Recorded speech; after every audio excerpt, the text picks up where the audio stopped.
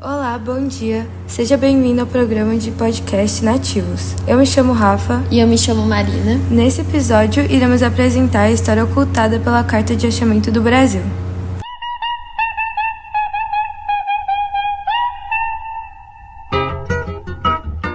Ao longo do programa, iremos responder algumas dúvidas frequentes na sociedade brasileira, como foi a verdadeira colonização visto da visão dos indígenas, com quais princípios a carta foi estruturada e demonstrar como isso reflete na sociedade atual.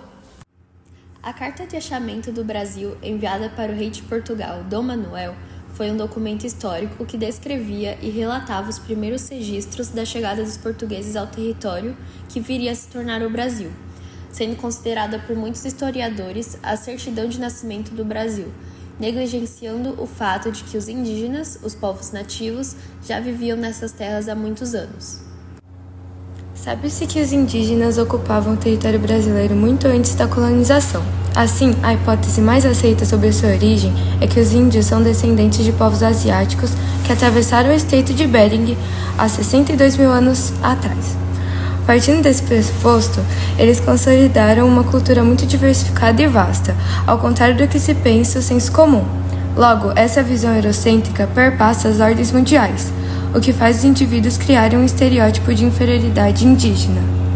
Apesar da vasta diversidade cultural, os nativos tinham elementos comuns que consolidavam uma só cultura indígena como um todo, tais como a produção comunitária, trabalho dividido por sexo e idade e religião baseada em mitos e entidades espirituais.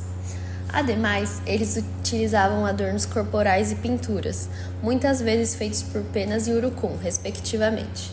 Estes adornos são responsáveis por carregar uma simbologia da identidade cultural dos nativos. Importante ressaltar que eles prezavam muito pela ligação com a natureza, assim retirando apenas o necessário para sua sobrevivência. Bom, agora que sabemos os principais aspectos culturais, poderemos compreender melhor o processo colonial e as suas consequências. Em 1500, com o desembarque dos portugueses no Novo Mundo, a divergência entre os povos provocou um estranhamento, um choque de culturas, onde os europeus sentiram a necessidade de impor seus preceitos. Abre aspas. O melhor fruto que dela se pode tirar, parece-me que será salvar esta gente. Só que na realidade, o salvamento foi um processo de extermínio e submissão dos indígenas.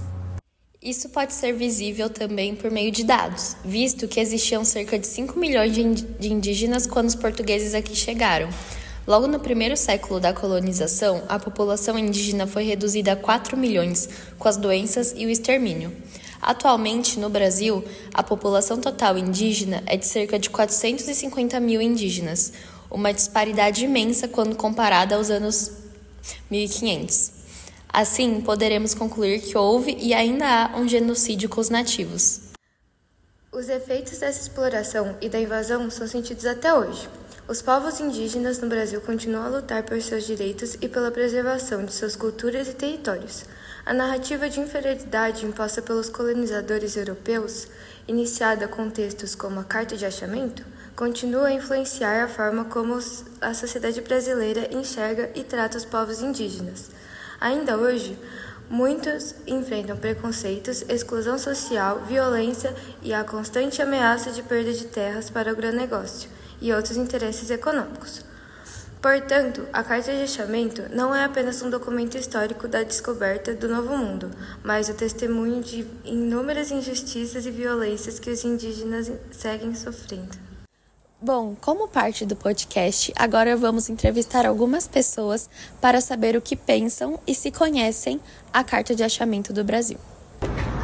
Oi, gente, eu sou Gabriel Dantas, tenho 17 anos e sou do primeiro ano de eletrônica. Oi, Gabriel, bom dia, tudo bem? Bom dia. Nós iremos fazer algumas perguntas sobre a Carta de Achamento do Brasil. Você conhece a Carta de Achamento do Brasil? Conheço sim. Você acha que a carta realmente retrata o verdadeiro processo de colonização? Olha, eu acho que não, porque a carta ela é bem que uma vista dos europeus sobre a colonização e a maneira como eles chegaram e invadiram e descobriram o Brasil. Então eu acho que não é a forma talvez retratada originalmente, pois só tem um ponto de vista deles e não de quem estava sofrendo e quem, tipo, teve que gerar e teve que, tipo, se acostumar com toda essa invasão, que diríamos. Ok. E você acha que a carta de achamento teve influência sobre o pensamento das pessoas sobre os indígenas? Bom, eu acho que talvez um pouco, basicamente, porque as pessoas elas estão acostumadas a ficar, tipo, muito...